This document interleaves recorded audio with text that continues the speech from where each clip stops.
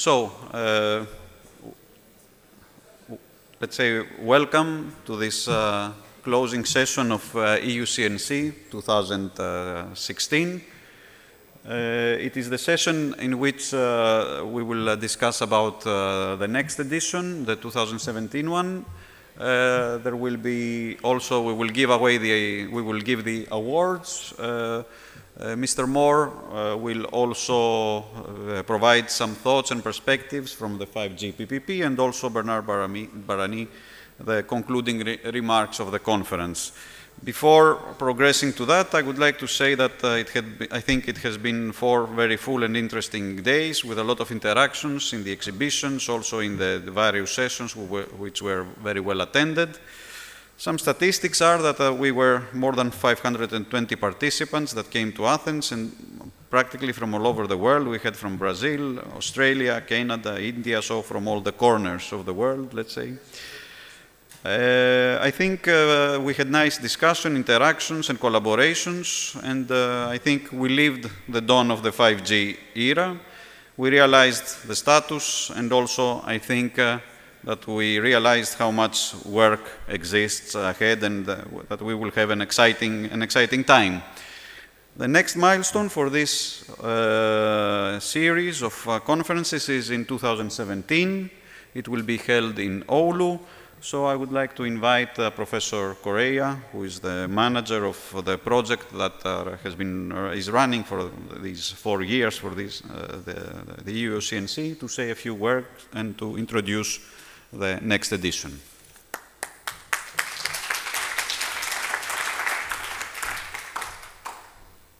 Thank you, Panayotis. So I'm Luis Correa. I'm not Mati Latvahau, in case you are wondering if he wears glasses or has a beard. No, that's not the case. But unfortunately, Mati had to fly back yesterday, so he cannot be here today to present next year's edition, 2017, in Oulu. So can you please put the presentation on? It's already there? Okay. So very briefly, just to tell you where Oulu is and what is Oulu about. So this is actually the place, the venue where the conference will be held. This is the City Theater of Oulu. And you can see here just a glimpse of the, excuse me, of the venue by night, and the main auditorium. So it's quite a good place, large enough to accommodate this conference and the exhibitions and all that.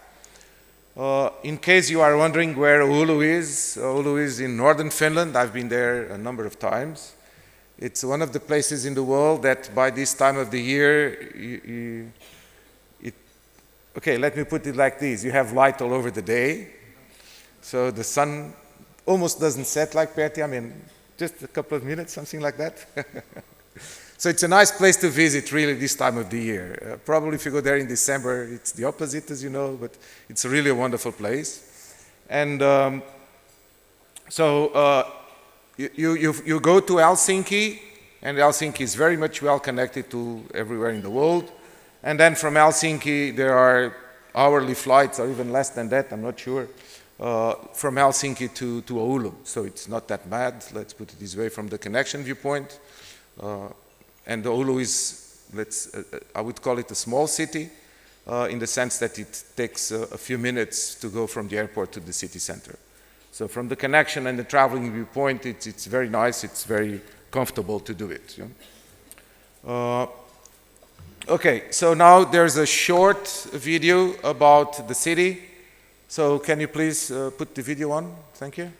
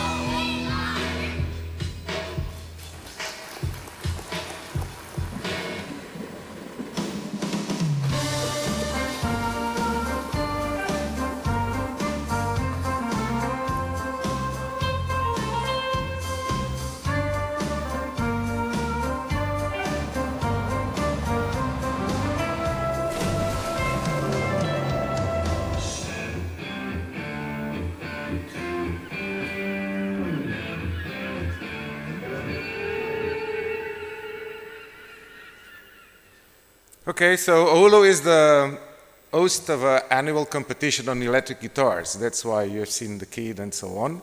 And I was told that the part with the snow is definitely for winter, not for next year's June. So don't worry about the part of the snow. So see you all in Oulu next year. Thank you.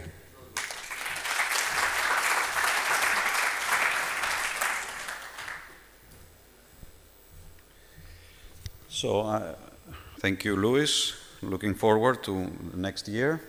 Next talk will be by Mr. Werner Mohr. He will discuss and provide to us the status of the 5G PPP, the perspective from that organization. So thank you.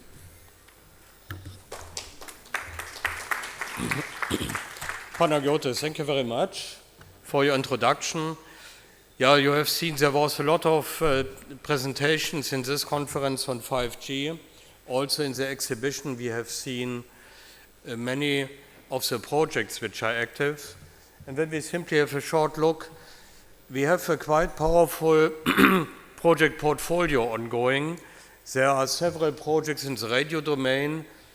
You have seen presentations from these projects, also the demonstrations, then on front hall and back hall, on the implementation aspects. Oh, what was that? On the network automation, on the core networks, the SDN, NFV, we had just seen the panel which was addressing these topics, security, and finally a coordination action. That means this project portfolio is addressing all the major building blocks of future communication networks. And this conference was a good opportunity to demonstrate the first achievements in presentations and also in the exhibition. And this time the exhibition was really very big, where we have seen many of these aspects. In the PPP, we have launched a set of working groups. They are basically so-called policy-oriented working groups, which are the light blue, and they are addressing the topics like pre-standards, spectrum, vision and societal challenges, and also in the vision and societal challenges, we are talking about the involvement of vertical sectors, what are the requirements from vertical sectors on communication networks. Then we are looking at international cooperation. And we have also discussed here, it's very important that we look at international cooperation because we are looking for globally accepted standards. Therefore, we have to talk at a very early stage to our counterparts in other regions of the world to discuss the vision, to discuss technical concepts, and to develop as far as possible consensus, which we can also use then in standards. Then we have also technically oriented working groups, like on architecture, use cases, performance evaluation, software networks, and network management. And there were also workshops here during this conference addressing this. And these are activities which will, of course, continue also in future to cooperate between projects to come to consolidated views across the different projects. Last year, we started more detailed activities, more in-depth activities on vertical sectors. In these activities, we focused on 5 major areas, which are factories of the future, energy, health, automotive, media and entertainment. This is, of course, only a subset, but this subset gives already a quite good overview of the requirement range of future systems. And that will also play an important role for Call 2, because in Call 2 we are expecting a more deeper involvement of vertical industries in project proposals and then also later in the projects. And that will also help to prepare the trials in phase 2 and also the bigger trials in phase 3. All of this is, of course, happening in an overall global context. We are not only working here in the research, in the PPP with the 3 phases. We are now approaching phase 2 with call 2.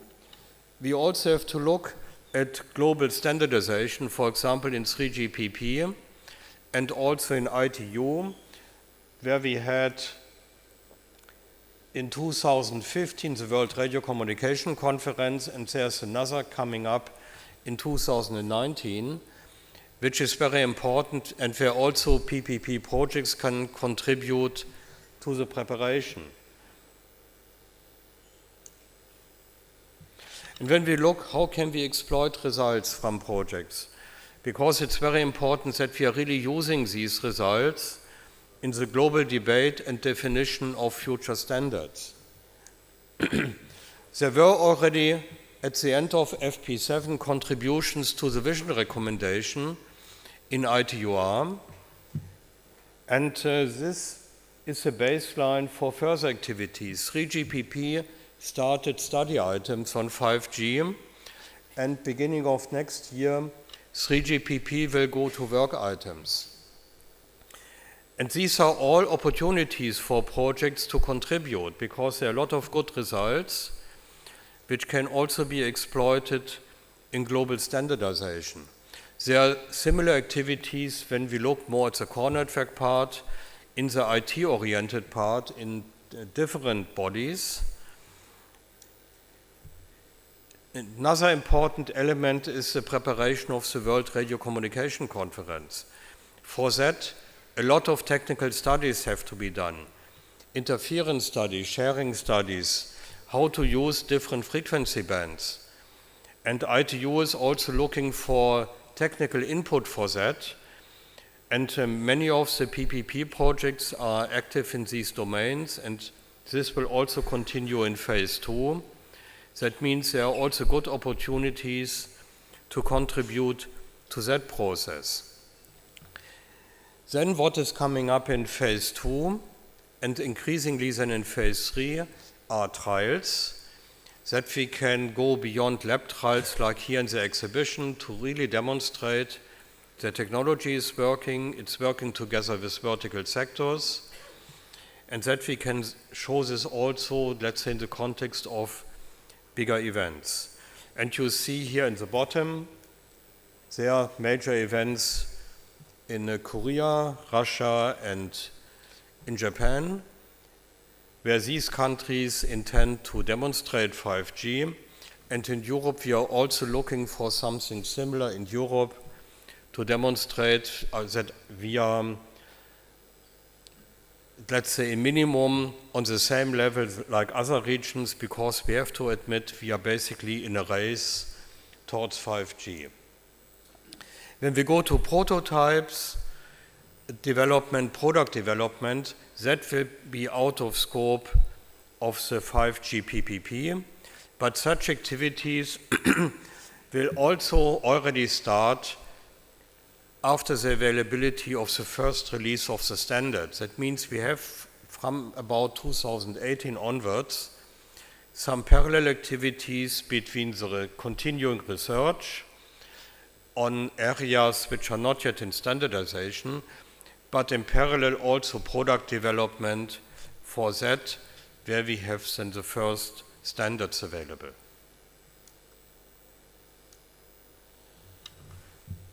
There are also a lot of networking opportunities, how to be involved. We have the websites. We have developed, again for Call 2, a pre-structuring model, which will be explained in the information day after lunch today. We have already organized 3 information days, and at 2 o'clock we have another one, and you are all invited. It's a public event. And I just learned from Bernard that the last information day for phase 2 is now confirmed for September 26 in Bratislava, and this will be part of the, I think it's called Digital Week of the European Commission. That means there is another opportunity to to get involved, to get further information, and to network. We have also opened a brokerage platform on the 5G PPP website. Therefore, these are some services you can use to look for consortia or to look for expertise and to be involved. And finally, I would like to invite you for the second edition of the Global 5G event, which we are organizing with our international counterparts from China, Korea, Japan, and the Americas. This will take place on the 9th and 10th of November in Rome. And that has the main purpose that we really have a discussion on global level with our counterparts, with the research initiatives in other regions, and also to continue the consensus building beyond Europe, because we are now working towards global standards. And that, I think, would also be a good opportunity to meet other colleagues, to discuss, and to share results. Yeah, thank you very much. These are basically plans for the coming years. And I think we have a good opportunity that we really contribute to the 5G development. Thank you very much.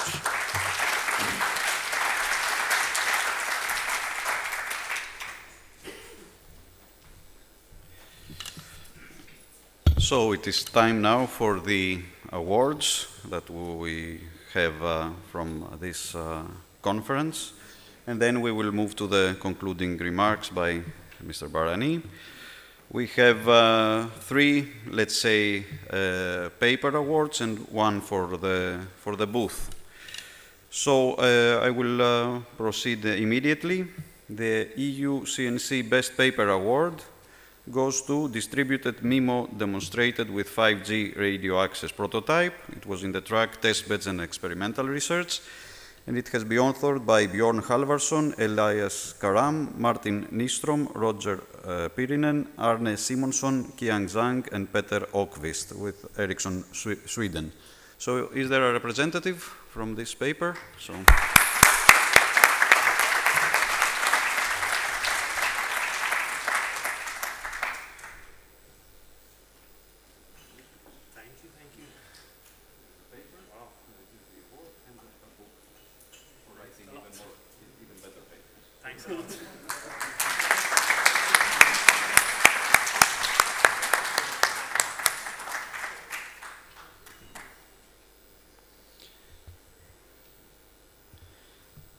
The second award is by EuCNC and EURASIP.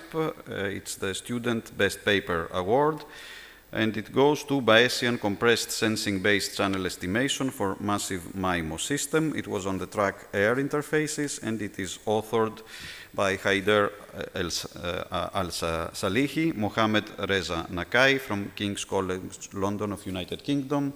Professor Correa will hand out the award. Is there somebody from the paper? So congratulations.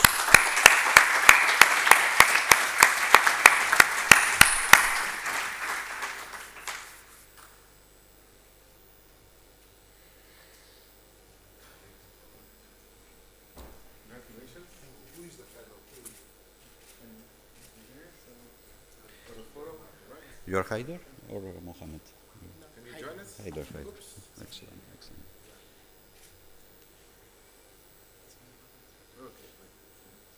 So we'll put you all over the internet with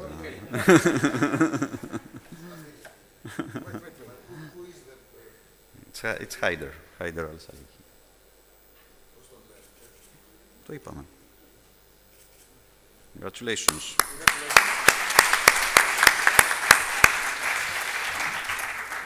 The EuCNC Euracon Best Paper Award goes to Auction-Based Offloading for Base Station Switching Off in Heterogeneous Networks. It was in the track Management Technologies, and it has been authored by Alexandra Bousia, Eli Kartsakli, Angelos Antonopoulos, Luis Alonso, and Christos Verikoukis, UPC and CTTC Spain. Is there a representative? So.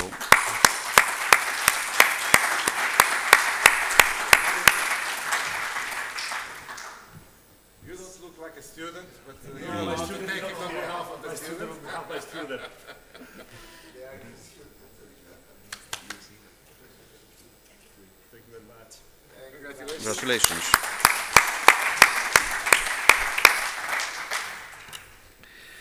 The last one is on the Best Booth Award, so with great pleasure it will be given to Adele, which was voted, and we'll give it to Mr. Konstantinos Papadias.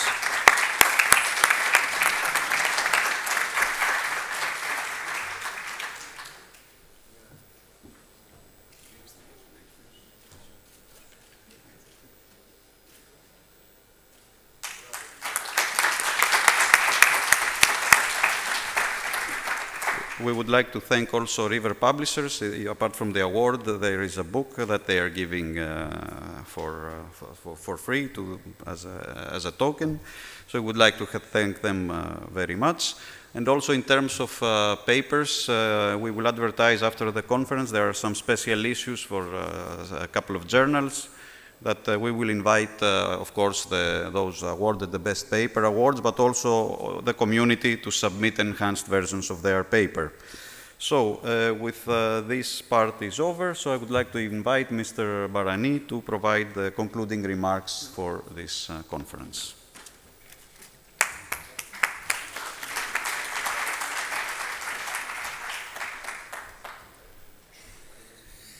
How does this work? Okay, many thanks, Panagiotis, and first of all, many thanks for all the Greek organizers for the superb work that they have done. I think it's one of the best organized conference I have seen so far. It's really impressive, and I was really very pleased with all the colleagues to see how the things run smoothly, and we are so well organized, so thanks again. So with these few slides, being the last, being the last one, now, being the last one between you and lunch, I try to be very quick, but a few ideas as to what we have done and what we intend to do in the future, how we intend to move forward towards the future, maybe as a sort of complement to what my director, Mario Campolago, introduced on day one during the opening of the conference. So first of all, if you have a look at the past, I think we have some good experience to report from the 5G PPP implementation. I mean, what we had last year at EuCNC in Paris, we sort of showcased, or we just started a set of 19 projects from the 5G PPP. And after 1 year of work, I must say that the work which has been implemented looks very promising. One thing that we started as a sort of experimental attitude was this notion of program, that we tried to have each and every project not working in splendid isolation from the others, but really to try to have the various projects consolidating each other and used as a platform for exchange of information, exchange of ideas, and potentially consolidation of results. And I might say we've been very impressed to see how the projects have taken this seriously, with sometimes audio conferences or video conferences organized almost on a weekly basis. I mean, this is something that has worked to a certain extent much better than we expected originally. We have had a lot of common deliverables. I would just mention the architecture white paper, which was sort of published first in Beijing, by again represented again here in EuCNC, which is a deliverable of the architecture working group. But there are many other deliverables, such as the vision working group has developed a few papers as well. There is a common evaluation framework, which is a joint work which is run by the METIS project. So again, it's an interesting collaborative exercise. And now we see this type of collaborative mood permeating also other type of subjects, such as SDN and FV security. And this is definitely a working methodologies that we intend to move forward and to even amplify in the future.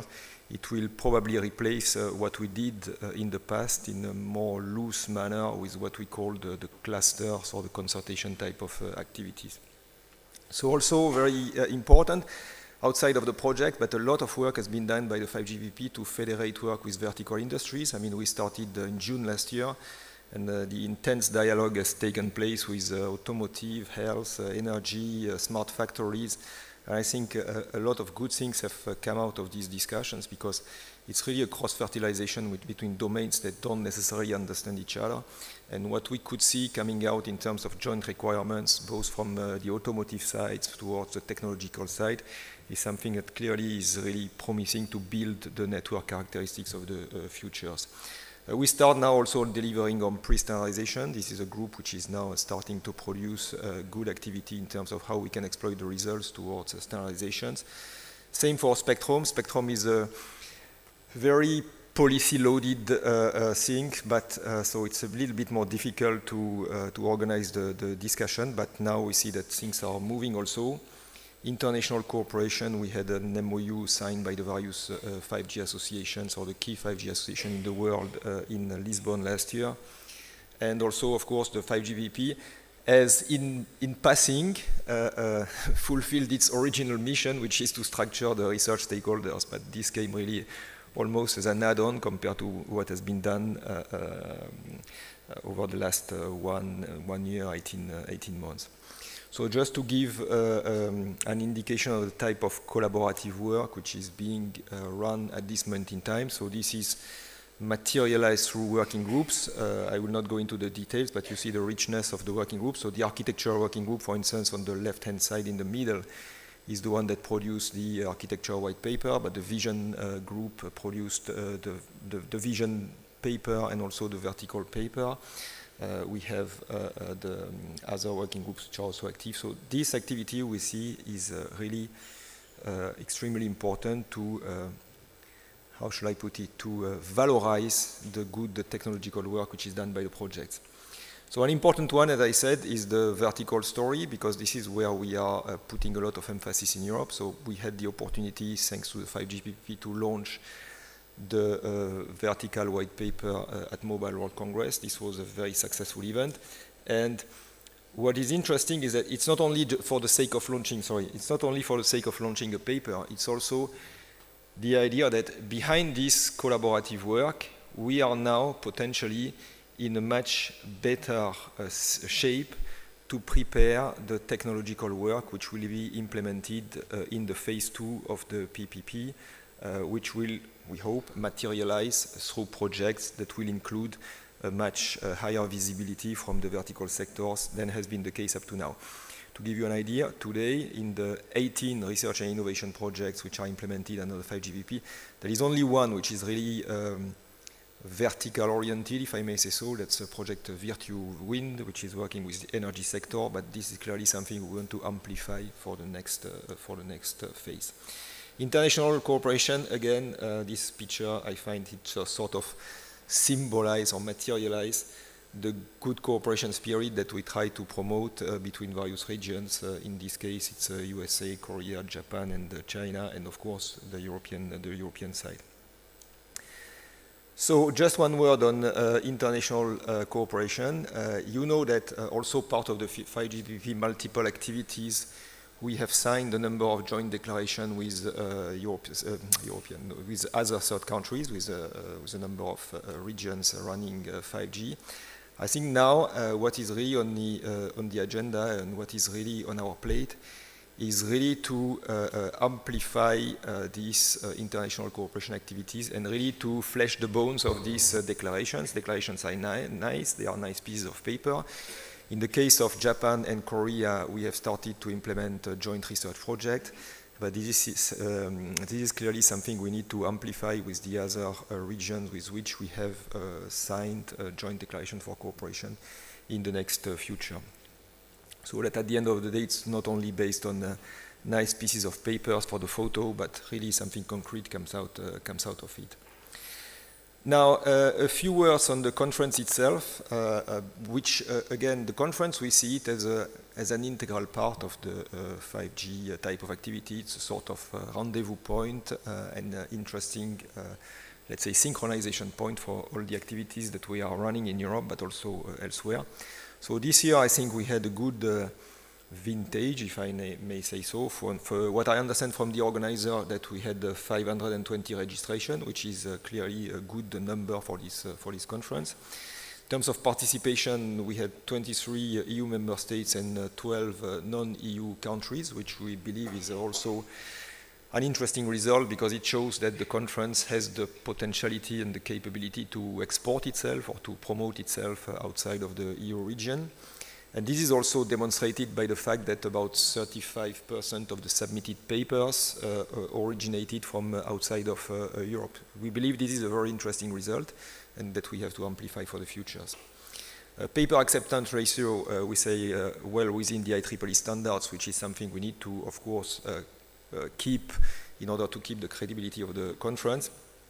And altogether, in terms of conclusions, this leads us to conclude that EuCNC is really confirming itself as a true international conference and of high quality. That's the perception we have. Next year, as was said, the conference will be in Oulu. So the feature or the interesting feature of next year will be that we will be reaching the end of, or will be getting close to the end of the first phase 5GPP project. So there will be, we hope, even more opportunities to present results, to present tangible things that come out of the projects. And we will have at the same time the launch of the 5GPP phase 2 set of projects because normally for the phase 2 we intend to run the evaluation in January, starting in January. So in principle, we should be ready for showing or for exposing the contracts before summer. That means hopefully before June when the EuCNC conference next year will take place. So we will try, of course, to make every effort to increase even further the scientific quality and the participation from overseas countries. We believe that the theme, which is sort of framed around 5G, lends itself to has this attraction capability. These days there are a lot of commercial conferences which are talking about 5G. 5G is becoming a sort of marketing type of brand or things. But I think this conference is really a unique 5G dimension in the sense that it goes really deep into the real technological characteristics of what is feasible and what is potentially conceivable in the concept of 5G or not. One thing which we believe also is something we want to maintain and even further amplify is these unique characteristics that, to my knowledge at least, this conference has to have a mix of good quality or very high quality papers and demonstration and booths, because this is not something that you find in IEEE conferences. This is not something that you find. You find booths in commercial conferences, but not, there are more commercial booths. And this idea of having really the two things together, we believe provides a very high level of credibility to the exercise. So from this year, some takeaway. Maybe I don't go too much into the details of this, but there is a certain notion that the agenda is sort of accelerating because of the standardization race which started last year, basically in September when the Phoenix workshop of 3GPP took place, the sort of seminal workshop of 3GPP.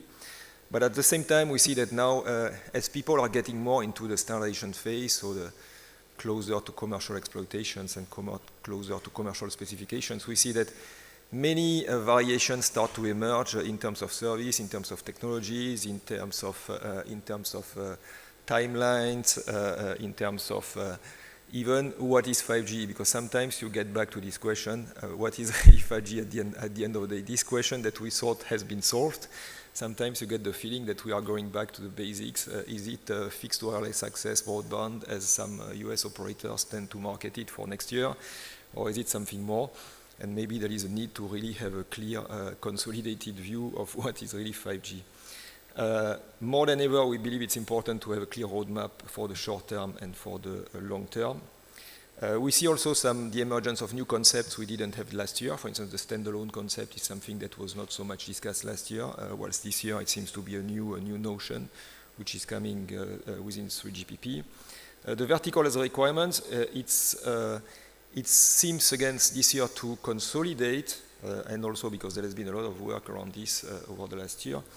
But also what I took from the various discussions is that there is really a need to couple verticals with new business models. That means not the business models that we have today, but digital business models that will help the verticals to become truly digital companies. And this is where maybe a lot of reflection, additional reflection has to be carried forward. I believe that compared to last year, we can see that significant progress on radio interface technologies are being done. I mean, you see it with the plethora of proposals that you have, POFDM, FOFDM, BOFDM, EuBMC. I gave up counting them up. There are so many now, but it shows that the community is really vibrant in trying to exploit the characteristics of the physical and the MAC layers to the extreme. One thing which emerged, on the other hand, very strongly this year, and I think it was not so present last year, is all the notions related to architectures. So all the work which is being done now to potentially redefine the RAN architectures and to see how these new notions of virtualized networks, they are going to permeate the core network such that will we have eventually a sort of evolved 4G core network or something which will be radically more new or really change, is something that apparently triggers a lot of debates in the community. And that's probably one of the domains where in the next few years we will have to put a lot of emphasis in terms of research. And I just came across the discussion on slicing. I mean, last year everyone was talking about slice as a sort of unifying notion across all the vertical use case. But now that people start diving into the notion, they start to ask, what is a slice? Is it per terminal? Is it per service? Is it per operator? Is it compatible end-to-end?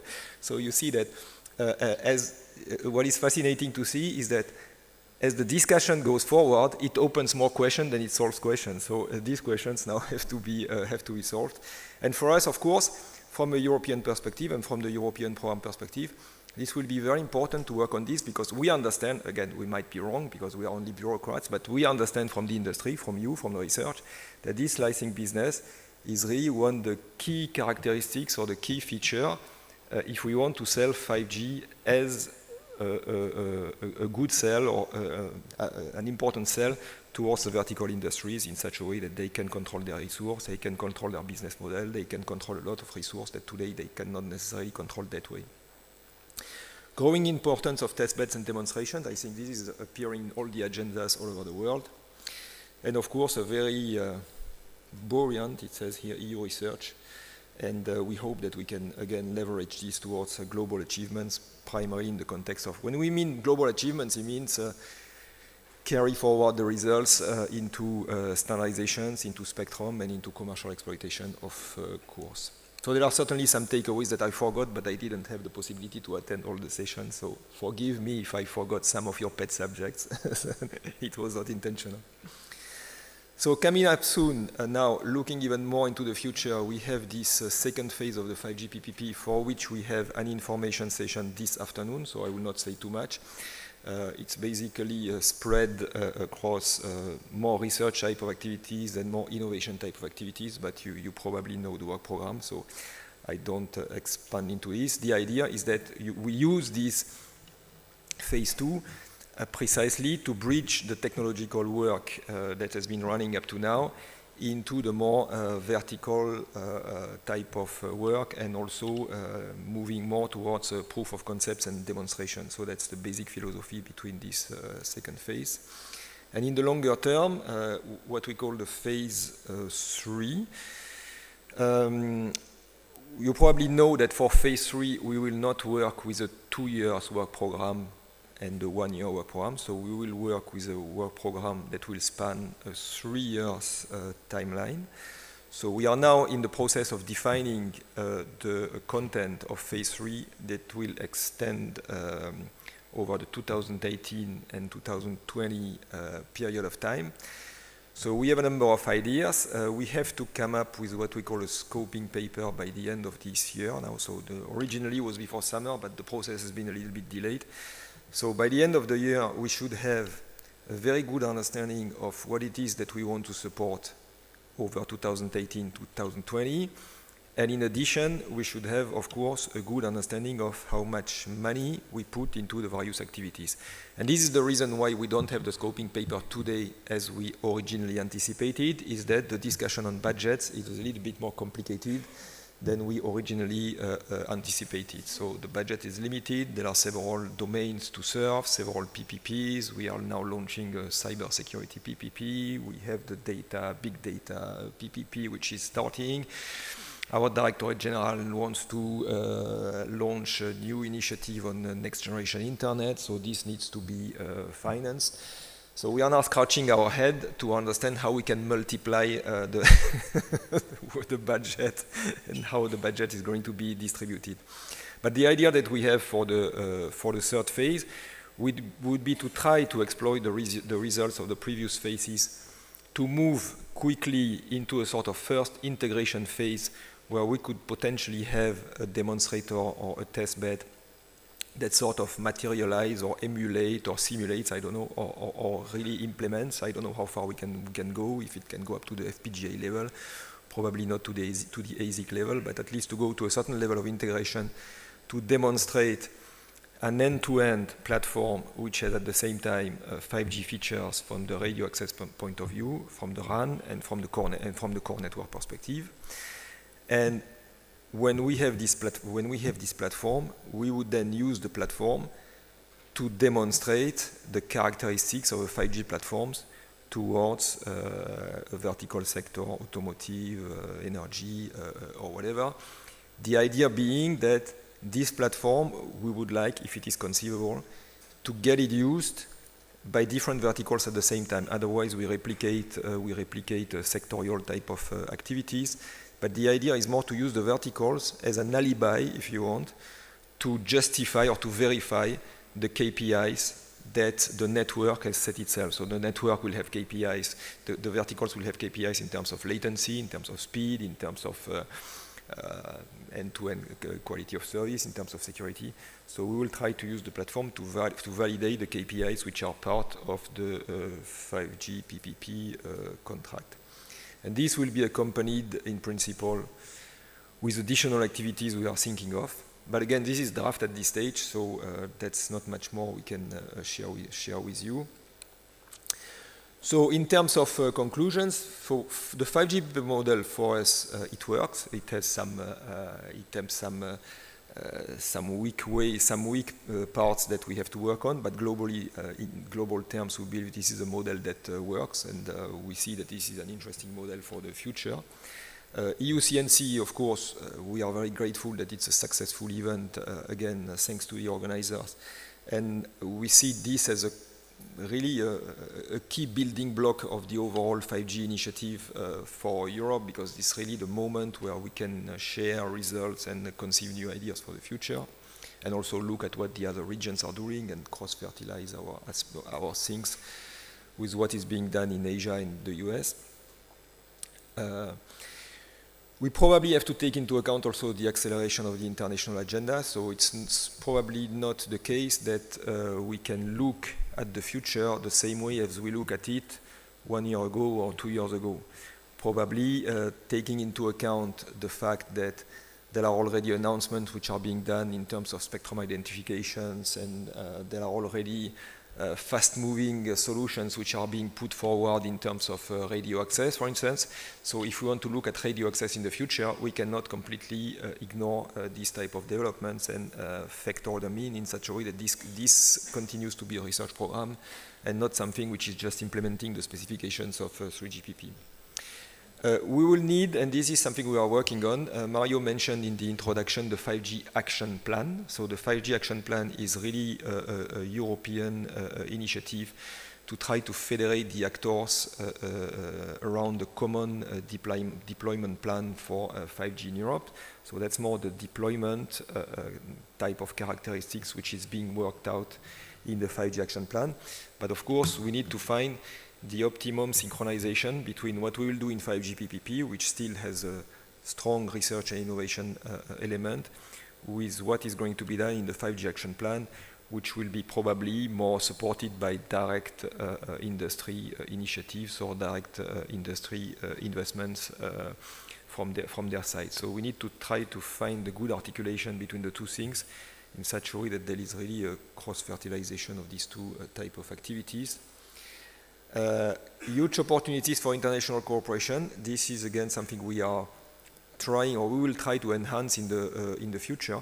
As I said, we are now trying to work out the work program for 2018-2020. So within this work program, we are also considering the international cooperation type of activities. But it is something we will try to increase compared to what is in the current version of the work program.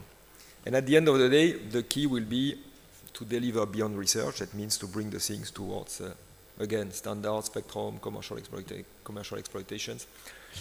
That's the objective of the Commission, at least, and we very much count on you to support that objective. Thank you very much.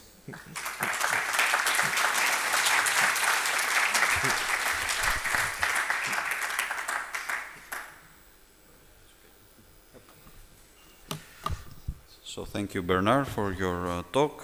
And with this, we are close to finishing. Before closing, I feel I should thank, first of all, the local as part of the organizing committee, Professor Protonotarios, for being, let's say, the guy that pushed to organize this. And you know, he is my professor, but we still collaborate, and he is always, he has correct pushes, and he's very productive and creative. And also for the, I feel you have understood already that all this would not have been possible without a group of people like Yuli, who has been the soul, Ersi and Nikos, and other people from University of Piraeus and ICCS. And finally, before closing, I feel I owe thanks to Luis Correa, who has just left, Pavlos Founogerakis, and Bernard Barani, and the overall steering committee, who dedicated a lot of hours, a lot of advice, and a lot of contributions. For instance, Didier organized all the panels, etc. It's difficult to say all these things. So thank you. See you next year. And now it's time for lunch. Lunch will be on the seated down lunch near to the reception. So thank you very much.